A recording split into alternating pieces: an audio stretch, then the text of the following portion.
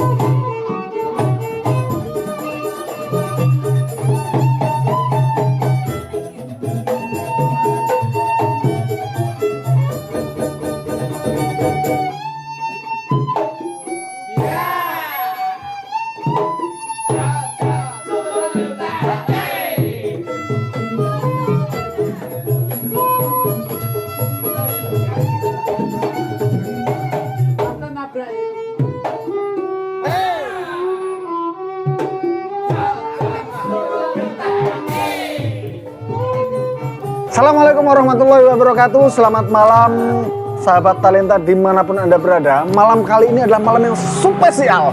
Malam yang spesial. Kenapa? Karena malam ini kita akan ngobrol sesuatu yang sangat menarik. Kebetulan malam ini kita hadirkan narasumber ya. Narasumber yang tentu Anda semua ini sudah sering lihat di layar kaca TV. Nah, ini kita bersama dengan Om Hadi. Selamat malam Om Hadi. Malam, ya. Rayu buat semuanya. Oke, malam kali ini kita akan ngobrol sesuatu yang sangat menarik dalam rangka acara Ngopi Susu. Ngobrol pintar, suka-suka. Ya, tentu malam ini malam yang sangat luar biasa. Kenapa? Karena hari ini ya, malam ini dihadiri juga penonton dari luar kota. Wah, luar biasa. Tak tepuk tangan ini dulu apa-apa. Ya, kawan-kawanku semua, sahabat-sahabat talenta, ini kita akan berbicara tentang Candi Joglo ya. Banyak orang penisirin ya, penasaran. Penasaran. Penasaran begitu dengan Candi Joglo. Ketika orang datang dari luar kota, luar pulau, itu sering menanyakan Candi Joglo itu apa ya?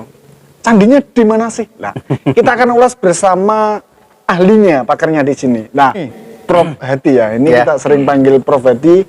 Ini adalah satu julukan dari alam semesta, begitu ya. Nah, ini Prof, ini Candi Joglo ini ketika ada orang bertanya-tanya nih, Candi Joglo ini kok kenapa kok bentuknya seperti ini? Candinya tuh di mana sih? Nah, Oh iya. itu.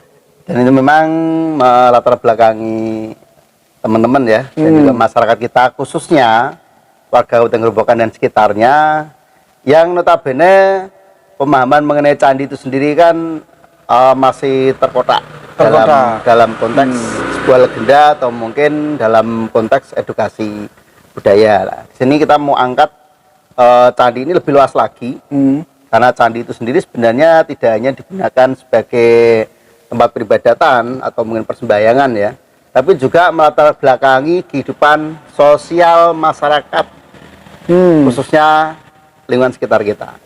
Nah, perlu kita pahami juga bahwa khususnya untuk warga Grobogan dan sekitarnya, bahwa di daerah kita ini tidak ada gunung, Mas. Tidak ada gunung. Ya kan? Ada. Gunung Buta. Itu juga salah satu tempat harus dilestarikan juga. Oh iya.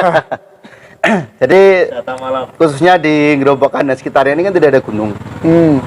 Sehingga pemahaman tentang candi itu sendiri yang notabene kita lihat sekarang ini ya, mesti terlihat seperti batu-batu yang tersusun, ya kan? Atau batu-batu yang bertumpuk. Padahal kalau kita lihat lebih dalam lagi mengenai lingkungan sosial dan budayanya itu sendiri, candi tidak harus berbahan dari batu. Nggak harus dari batu Tidak ya. harus, ya kan? Dari terigu bisa. Oh, bisa dia. Mungkin buat wetar mungkin. Jadi candi itu lebih mengutamakan fungsionalnya. Fungsionalnya. Nah, jadi tidak harus batu yang bertumpuk, tapi lebih ke fungsi dari tempat candi tersebut. Nah, khususnya di wilayah Kabupaten Gerobokan dan sekitarnya tidak ada gunung, sehingga kakek dan nenek moyang kita membangun candi-candinya tidak harus berbahan batu, tapi berbahan dari kayu. Dari kayu ya. Kenapa demikian? Karena di daerah Gerobokan dan sekitar ini sangat melimah sekali untuk kayu-kayu tumbuhan ya, yang di hutan-hutan. Dan kita juga punya endemik, khususnya untuk bahan utama kayu jati itu sendiri. Ada di lingkungan sekitar Gerobokan.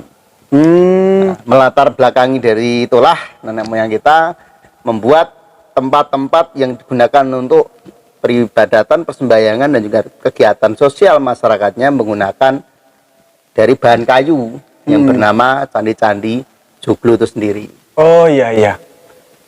Kemudian di Joglo itu kan bentuknya beda ya sama limas begitu. Kemudian ada sokonya berjumlah 4. Nah, makna dari itu apa sih, Ya, sebenarnya Joglo itu sendiri kan penggambaran sebagai sembah sang hyang yang tergambar pada tubuh atau diri manusia itu sendiri dengan penggambaran atapnya yang lancip seperti ini ya. Kalau ini bisa dilihat, nah ini kan wujud penghormatan atau sembah pada sang hyangnya, bapak kakek moyang kita itu mengalut kepercayaan kepada Tuhan Yang Maha Esa.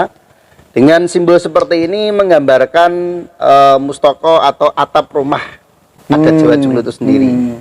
Atau kalau kita mau lihat pada tubuh kita, ini ada kepala dan bau, ini juga melambangkan sebagai seperti atap rumah adat Jawa Joglo itu sendiri. Oh iya iya. Dan tangan kaki ini merupakan simbol dari soko gurunya, penopangnya. Itu ya. Betul sekali. Paham kurang? Dari bentuk Joglo itu ternyata ada filosofi yang sangat luar biasa begitu ya. Betul.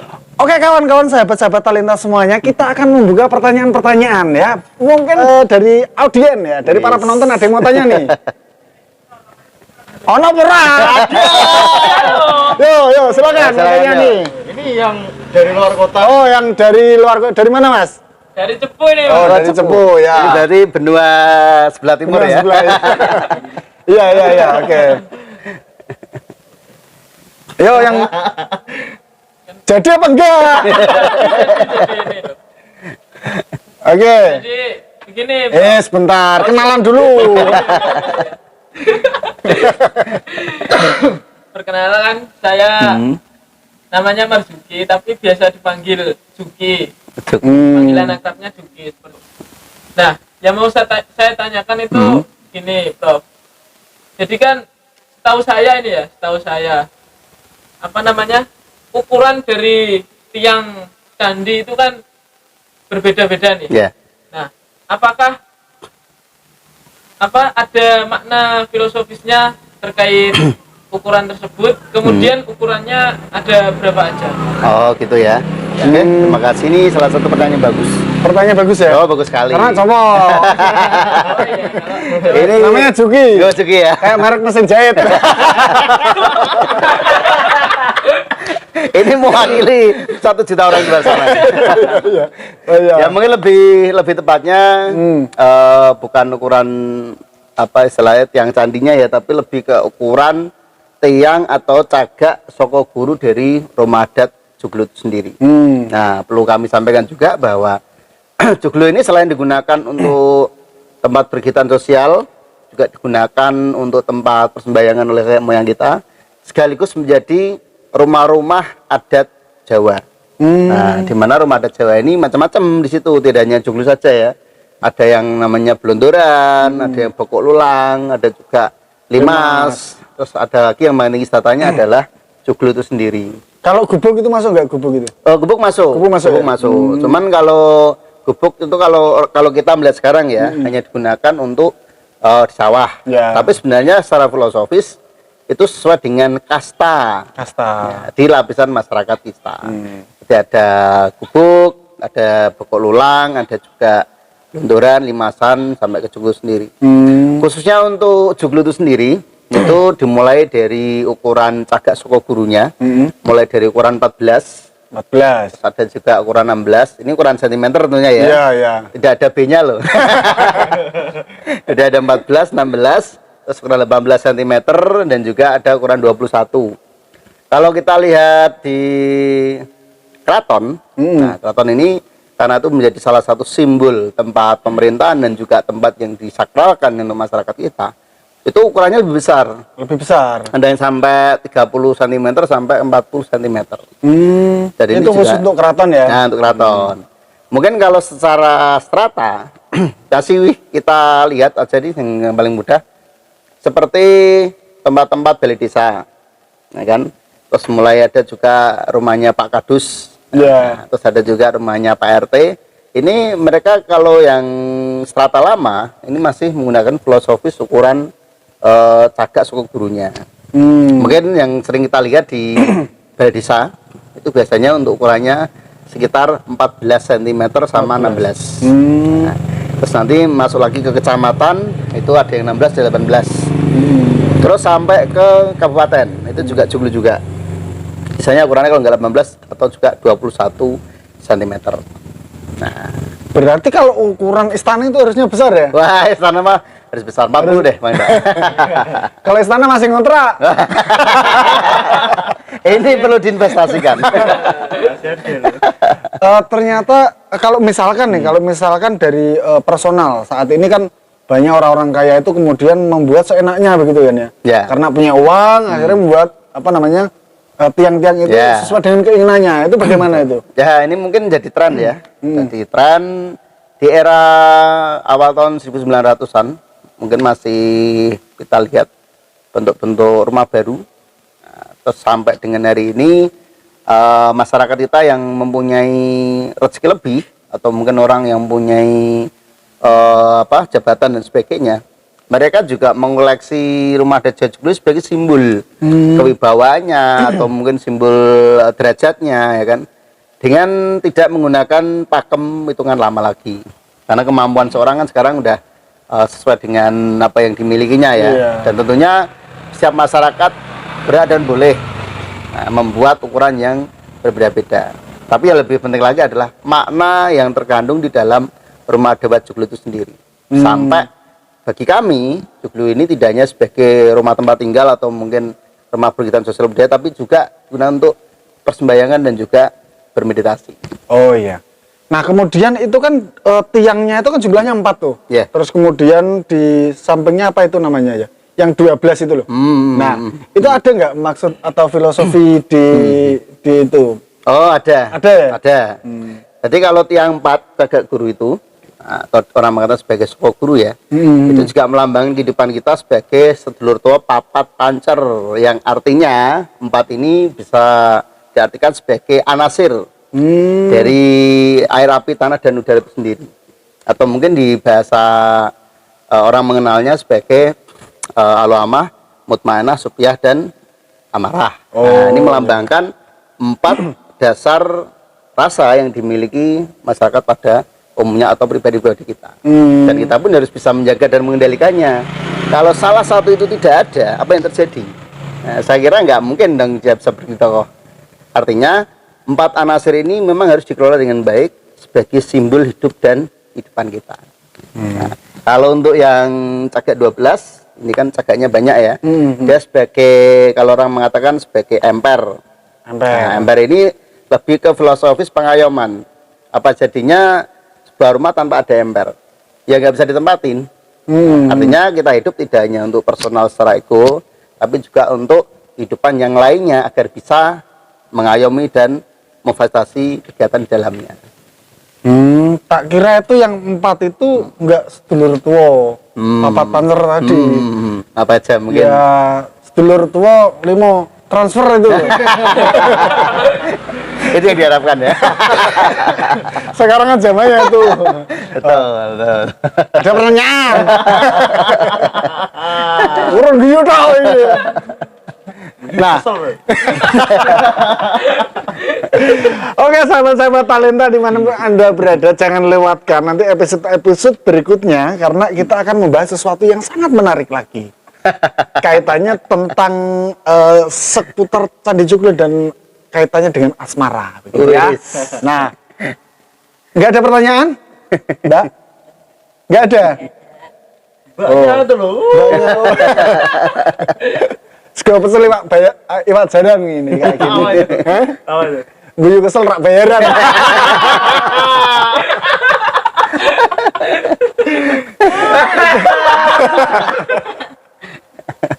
Oke Om, sekarang begini, ketika teman-teman anak-anak muda nih, kemudian mereka itu masih minim kaitannya dengan pengetahuan joglo.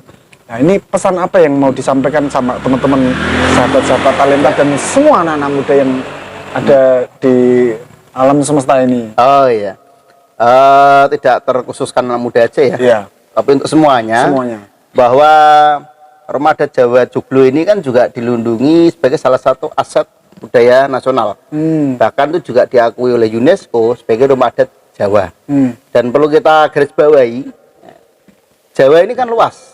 Ada Jawa Barat, Jawa Tengah, dan Jawa Timur sendiri. Khususnya untuk kita yang saat ini berdomisili di Jawa Tengah, mohon deh, bagi yang punya atau mungkin yang belum punya, nanti bisa hubungi kita. Mohon itu mohon itu untuk diuri-uri, dilestarikan karena itu mengandung sebuah histori ya sangat panjang, khususnya untuk peradaban, kehidupan dan seni budaya di masyarakat kita. Bahwa joglo ini tersimbolkan tidak hanya sebagai rumah adat Jawa, tapi juga menjadi jati diri bangsa, khususnya masyarakat Jawa Tengah dan sekitarnya. Oh itu ya. Oke, sahabat-sahabat talenta di mana Anda berada, ingat. Apa yang Ingat pesannya tadi ya, bahwa kita harus paham dengan apa itu joglo dan sejarahnya yang sudah disampaikan. Maka kamu, Anda semuanya harus paham betul. Kalau belum paham, tanya. Oke, saya pikir itu yang bisa kita sampaikan malam ini, Prof. Terima kasih banyak atas waktunya sudah disempatkan. Nanti kita akan berjumpa lagi di episode-episode berikutnya. Para penonton, juga pecel liwat jalan. Awak kesel terus mangan.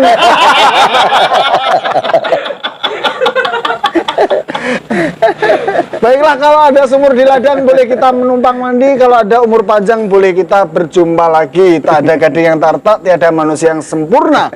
Sendirian tanpa kekasih, cukup sekian dan terima kasih. Sampai ketemu lagi di acara Ngopi Susu, ngobrol pintar, suka-suka.